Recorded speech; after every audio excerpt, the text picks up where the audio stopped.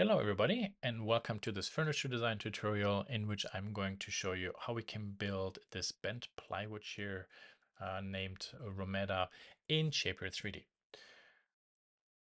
There is a starter file with the image you can download, and then I will show you through the process of how we are actually first trying to plan out the basic sketch we need and then build our prototype by making good use of the timeline. You see, very small features.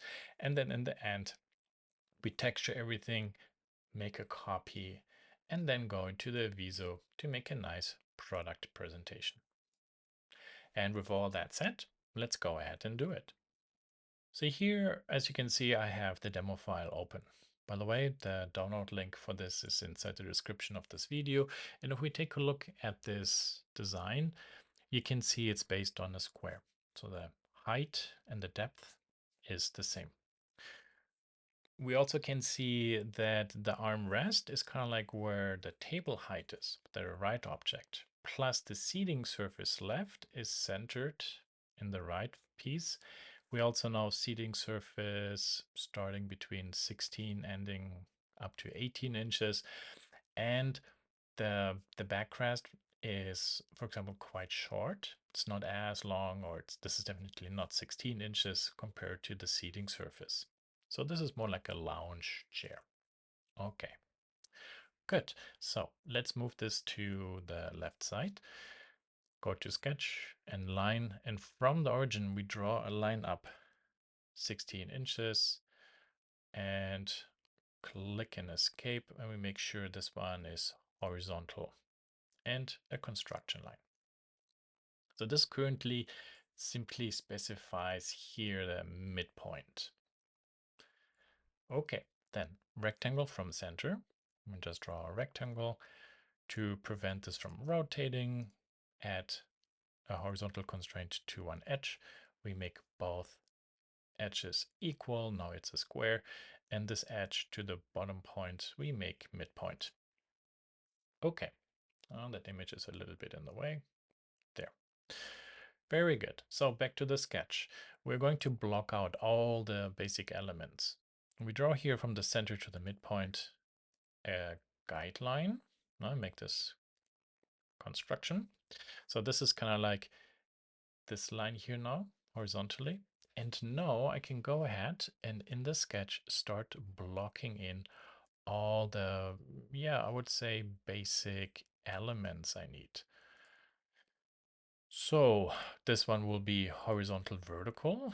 These points, I make symmetry to that horizontal line because now, as you can see, I can move them in tandem. So let's say this one and this one is 18 inches. And from here to there, no, from there to there, oh, that's 17 inches. So the seating surface has already a little bit of a rotation. What's missing is the backrest. So there is the backrest and also these 2 points, symmetry to this one. What's actually the length? 15, nearly 16. That's quite a lot.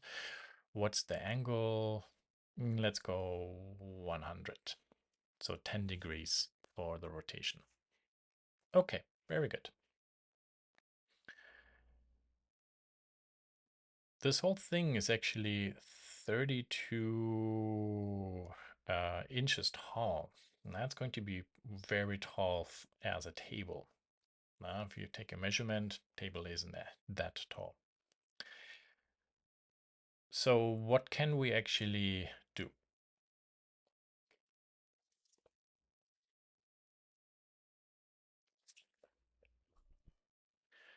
A table is kind of like 28, let's say, inches. So if I select this one and then type in 28, it's not going to work. Now you will get an error message because we have here this line that has a dimension. To make all the dimensions all the time easier to see, let's say here auto show the dimensions. Thank you. Then I see all the dimensions I use, so that one can go. And then I can say here that one 28. Okay, good. So that's much, much lower. 18 is a little bit high. Let's go to 17.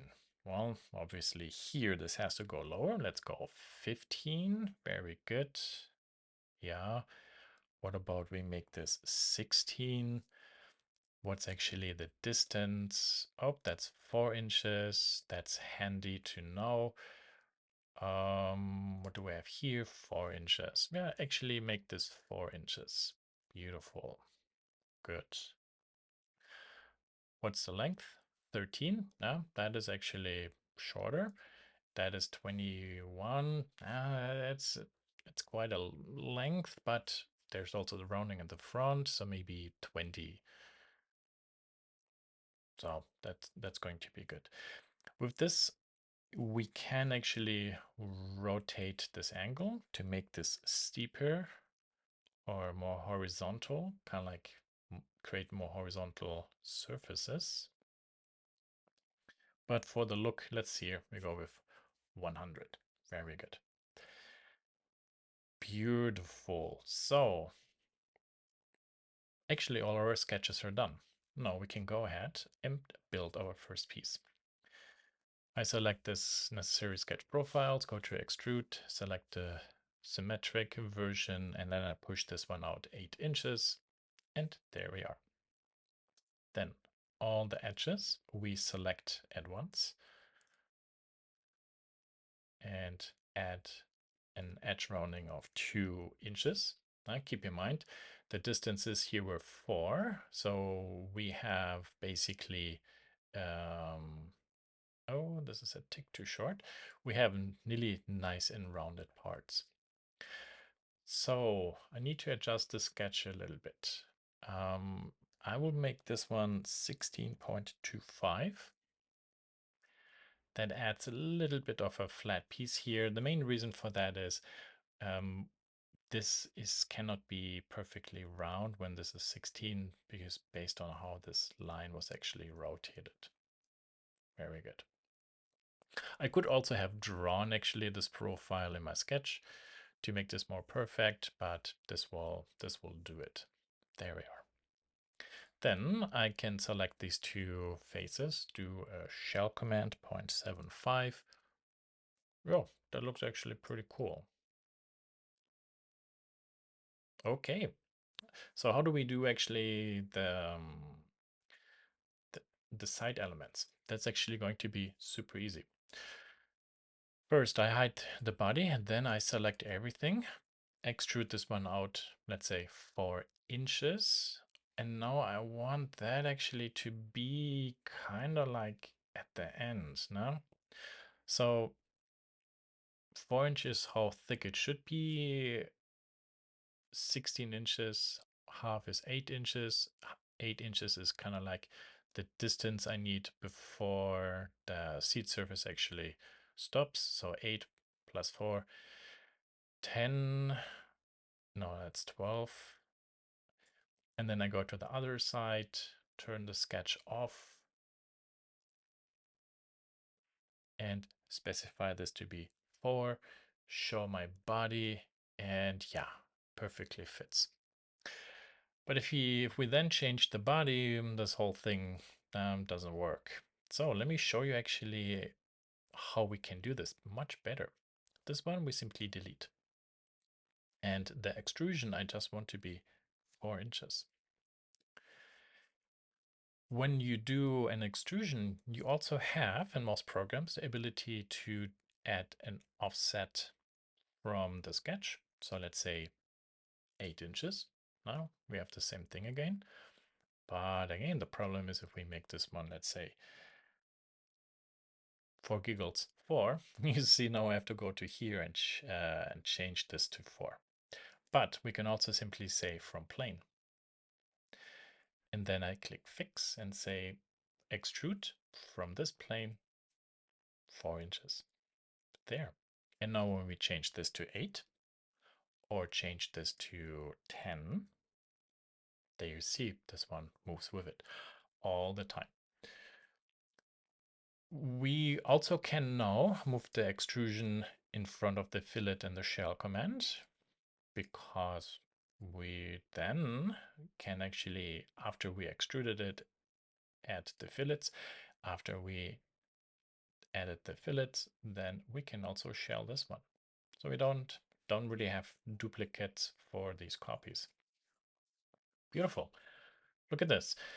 Then double click and mirror over. There we are. And there we have this piece actually. Beautiful. Yeah. See, that wasn't actually that complicated. We can select everything and then go to chamfer fillet point 1, just round these edges a little bit so we don't cut each other. Sweet. Now let's go to the visu. The easiest way is to go to wood and then we scroll down to here and add this to it. Scroll back up this material. Now I would like to change. We go 90 to this one, and then I simply select all these side profiles and change, and there we give this a placeholder material. I use ash, make ash scale wise big. Can turn up the rotation, or yeah, here we go. Y rotation, so it looks like it's horizontal. Technically speaking, with bent plywood, that actually should change the direction. That's, for example, a texturing command you have to do with a program that, for example, does UV mapping, Maya, Blender, Cinema 4D, 3D Max. Okay, very good. So we're actually in very good shape, but I noticed this looks good, but this does not look good. So I go to the right view. Yes, right to left, click and hold shift to the same. See, we selected only these faces here. Oh no, shoot. We need to do this with the other one too. Okay, this one we hide. Hold on, sorry. Maybe select everything. Change it this way. It's going to be easier. We have to do one more rotation. That is not it, but I think this one and 0 and 0. Which one? Oh, which one is it now? Oh, it was none actually.